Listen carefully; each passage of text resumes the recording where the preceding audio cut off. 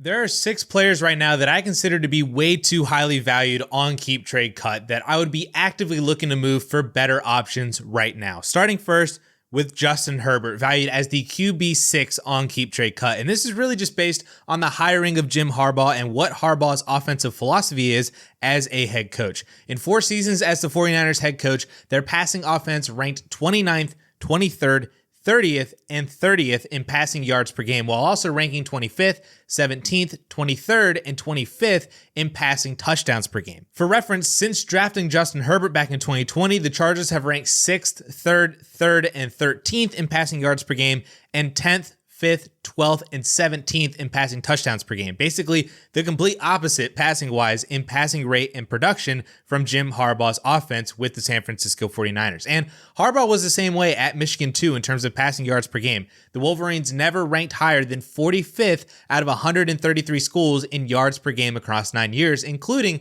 multiple seasons outside the top 75, including the last 2 years finishing as 83rd and 84th overall in passing yards per game with potential first rounder JJ McCarthy. Now, there's definitely something to be said about Justin Herbert being by far the best quarterback that Harbaugh has had probably ever as a head coach. And I think that will make Jim Harbaugh more willing to throw than he has in the past, but I don't think we're looking at top 5 or even top 10 passing seasons from Justin Herbert anymore, at least in terms of raw pass attempts per game, which he's averaged 40 attempts per game over his entire career. If that number dips to 35 and his efficiency remains the same, over 17 games, that is 4,200 yards and 28 touchdowns, which is basically what Patrick Mahomes did last year as the QB8 overall. Drop those attempts down to 33 per game, and Herbert's now barely at 4,000 passing yards and 26 touchdowns, aka Baker Mayfield last year at QB11. Drop those attempts down anymore, and Herbert's now struggling to have enough volume to even be a fantasy QB1. I think valuing Herbert at QB6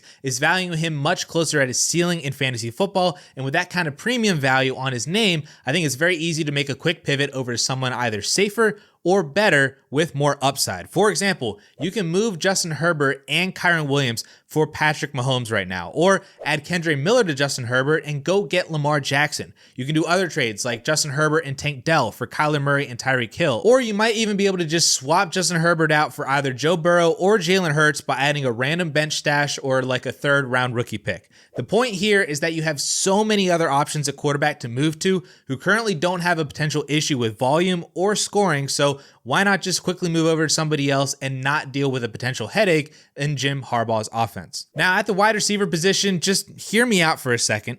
Marvin Harrison Jr. is currently ranked as the wide receiver 5 overall, and I will 100% admit that that is where he should be ranked for the caliber prospect that he is, with a very strong likelihood that he is going to be drafted by the Arizona Cardinals to be their alpha wide receiver for the next decade. Marvin Harrison Jr.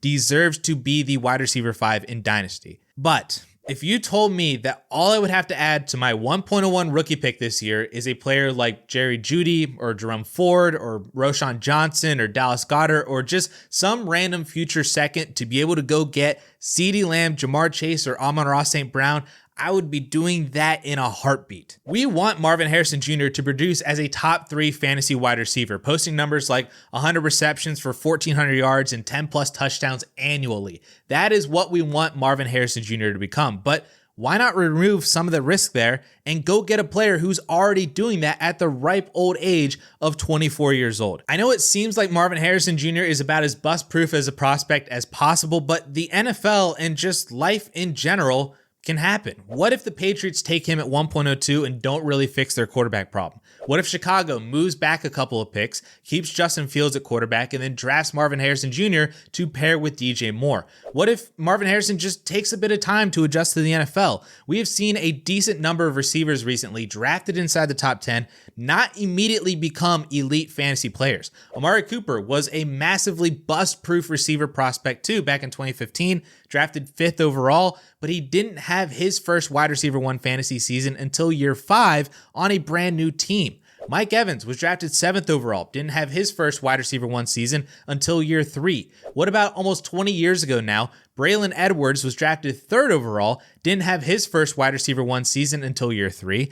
Larry Fitzgerald and Calvin Johnson were both finishing outside the top 30 as rookies before having their first wide receiver 1 season in year 2. And the great Julio Jones didn't even have his first wide receiver 1 season until year 4. And I haven't even mentioned the names of players who just flamed out of the NFL, like Sammy Watkins or Kevin White or Corey Davis, which honestly, that one still hurts to this day. And we're still waiting on Drake London and Garrett Wilson to produce anything more than wide receiver 2 numbers. There is risk involved with Marvin Harrison Jr. being valued as a top 5 receiver without even knowing his landing spot yet. And I'm not saying to trade Marvin Harrison immediately right now for Garrett Wilson or Tyreek Hill or even Puka Nacua, who just had the greatest rookie season of all time. All I'm saying is that it doesn't really cost much to go from Marvin Harrison Jr.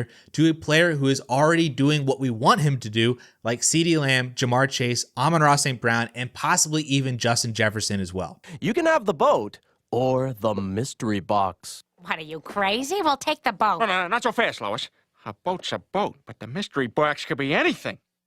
It could even be a boat. You know how much we've wanted one of those. Now, the next wide receiver, a little bit more down the rankings that I think is a bit too high, is Chris Olave at wide receiver 9 overall. And this one really hurts because I love Chris Olave, but we got to look at the situation here because I don't know how things get better for him quickly. The Saints just continue to dig themselves into a massive hole by restructuring Derek Carr's contract, which effectively makes him the starter for the next 2, if not even 3 seasons without taking severe cap penalties. And Derek Carr is just not a good enough quarterback to support Chris Olave as a fantasy wide receiver 1. If you look at Olave's numbers last year, there was a lot to really like. He was 12th in total targets at over 8.5 per game. He was 4th in deep targets, 6th in total air yards, and he averaged over 25% target share and target rate, which are both good for top 20 in the league last year. All amazing numbers that you would love for most of your wide receivers to get on any given year. The issue, though, is touchdowns. He only scored 5 on the year, and that comes mainly from a lack of red zone targets, which he was 33rd in the league in. So if he's not able to convert those big plays into touchdowns, he's not getting that many red zone targets, just touchdowns aren't going to fall for him. And that is a massive difference between a wide receiver finishing as a top 20 fantasy guy versus a top 10 fantasy guy. Even his expected fantasy points per game, which were 3 points per game more than his actual points per game, still only puts him as the wide receiver 17 on the year last year. I'm not gonna lie, 2024 is a very pivotal season for Chris Olave and his fantasy value, because if he does not hit as a wide receiver 1, his value is going to fall pretty hard and it may never recover. I'm actually getting some serious crazy deja vu with Chris Olave that I've seen before from guys like DJ Moore and Terry McLaurin. Both of those receivers took big steps forward from year 1 to year 2, just across the board. Targets, yards, fantasy points, just like Chris Olave did from 2022 to 2023. Because of that, DJ Moore was valued as the wide receiver 4 heading into his 3rd season, and McLaurin was the wide receiver 11 heading into his 3rd season. Unfortunately, both guys had solid but just not good enough seasons as top 25 guys in year 3, leading to a drop in value of 9 wide receiver spots for DJ Moore down to wide receiver 13 and 6 spots for Terry McLaurin down to wide receiver 17. Fast forward another mediocre year 4 for both of them. DJ Moore loses 2 spots of value, and McLaurin actually lost 12 spots of value to now outside the top 25 dynasty receivers. Thankfully, DJ Moore had a monster season in 2023, but it took being traded out of his bad situation to a new team for that to happen. And we're still waiting on something to happen for Terry McLaurin.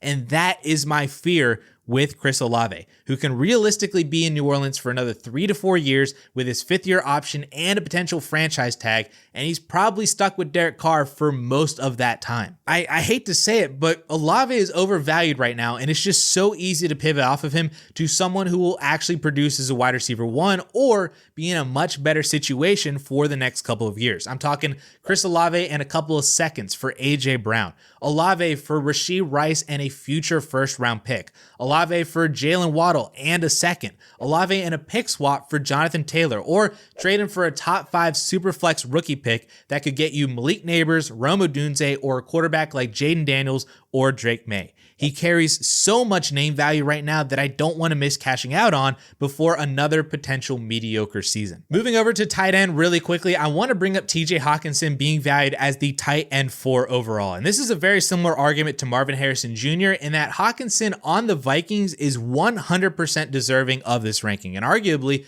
should be higher than tight end 4 overall if he was healthy. That is the main issue here. TJ Hockenson tore his ACL and MCL at the very end of the season, but didn't have surgery until the end of January, which is very key here because that's when the timetable for recovery actually begins. A 9-month recovery is going to put him somewhere in October, most likely landing him on the PUP list to start the year. If he takes 10 to 11 months, now we're looking at taking over half of a season to return, just like how Kyler took until mid-November to return last year, and his surgery was actually at the beginning of January, not the late January like TJ Hockenson. For all intents and purposes, you should just expect a last season for Hawk in 2024 because even if he comes back around Thanksgiving or sometime, which is already basically the end of the fantasy regular season, assuming you even make the fantasy playoffs, how confident would you be in starting TJ Hockenson off of an ACL injury in his first couple of games back in your fantasy playoffs? So for 2024, Hawk is essentially just a dead asset, but people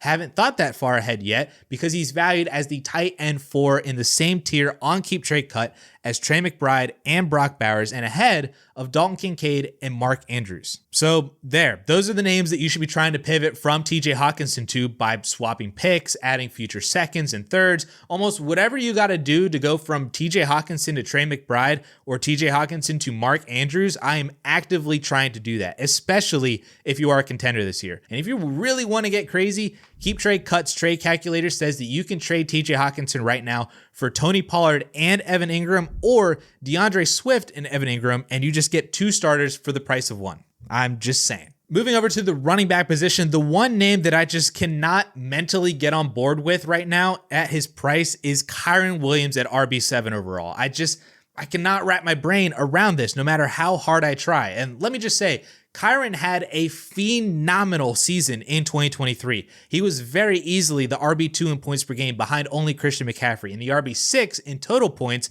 despite missing 5 games. He was dominant to end the year in the fantasy playoffs and was quite literally a league winner, especially when you factor in his price of basically free heading into the season and even for the first week or two. This has nothing to do with what he did in 2023. My issue with Kyren is that he just doesn't feel like a long-term asset to me. He doesn't feel very safe to me. He was a day 3 pick with a horrible rookie year because of injuries, which led to his kind of come out of nowhere breakout this year. He is still a smaller back at 5'9", under 200 pounds, especially for the type of workload that he's receiving as a volume-based bell cow, pacing for over 350 touches over an entire season. But he did miss 5 games because of an injury. But when he was active, he was the entirety of the Rams backfield, as in he had multiple games where he saw 100% of the Rams running back touches and multiple more games with 90+% of the backfield touches. That is insane for a running back in today's NFL.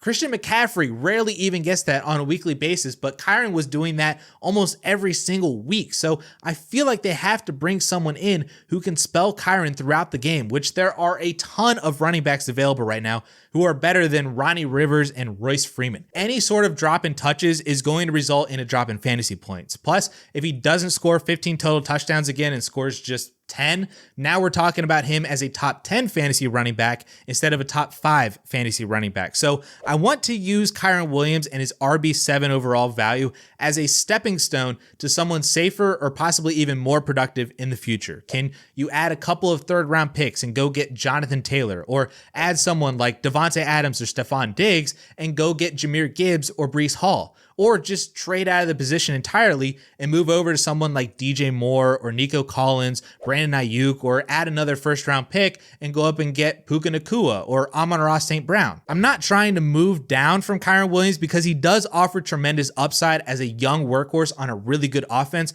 but if you can easily move up to something that's better and safer, then that's what I'm trying to do. And the final player that I want to sell is Saquon Barkley, but I actually explained all the reasons why I want to sell Saquon right now in a previous video that you guys can check out right up here.